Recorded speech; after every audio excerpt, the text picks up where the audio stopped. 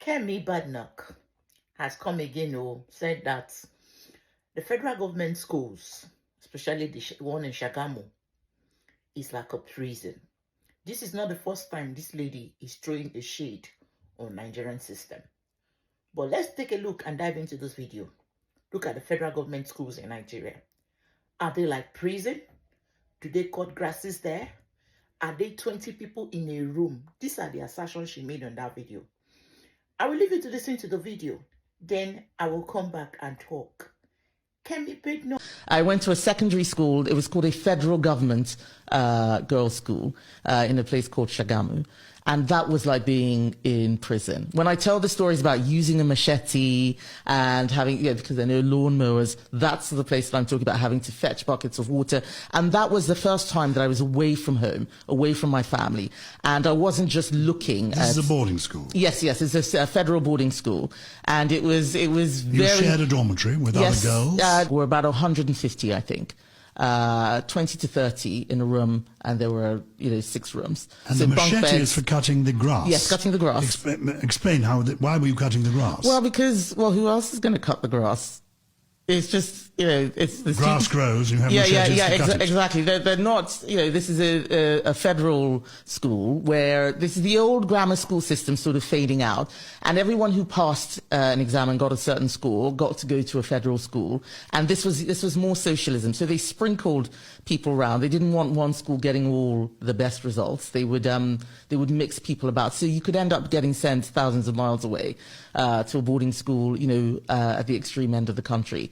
So I was lucky. I didn't get sent too far away, but I was very far from home. I'd never been away from home before. And it was like Lord of the Flies. The students were in control. We needed to look after the school grounds. So using a machete, having to clean toilets with no running water. I'm not going to go into the description of that, but it is very, very, very grotty. An alumni of Sagumu Federal Girls High School. Is that the way you represent your school? Is that the way you talk about the place that made you, the place that nurtured you? Kemi Badenoch. Grasses grow in that school, as you say. The UK schools are no better. The UK schools are no better. Parents in the UK will say, I prefer to send my child to a Nigerian secondary school than a UK secondary school. Let's even look at the UK secondary school. UK secondary school where the girls are raised like Asha. They are raised like what I don't know. If you see them, they don't have manners. They do things, they don't have respect. Before you know, they become gangsters. They form all kinds of gangsters. And some of them even drop out. That place that you're talking down on made you, Kemi. That secondary school you look down on, Sagumu Federal Girls High School, made you what you are today. Further, you would have been mother of 6 children, selling at McDonald's, attending to people. But that school shaping your life today. And now you are representing that school in a bad light. Shame on you, Kemi. This video, it's like shame on you. Look at what you could say about your alma mater.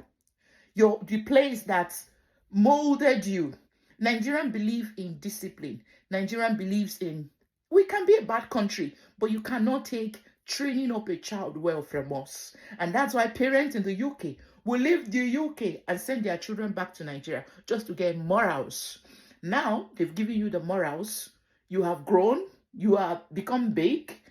That same training they give to you, you're now using it to black shame or to, gaslight that school just because you want to become PM. You see, our alumni. See, Sagumu Secondary School Federal alumni, please listen to this video. And please, if this girl, this isn't a girl, it's a woman. If this woman ever step foot into your alumni union, Mona Pan spit for face. Pour this woman spit for face because this woman, I don't know.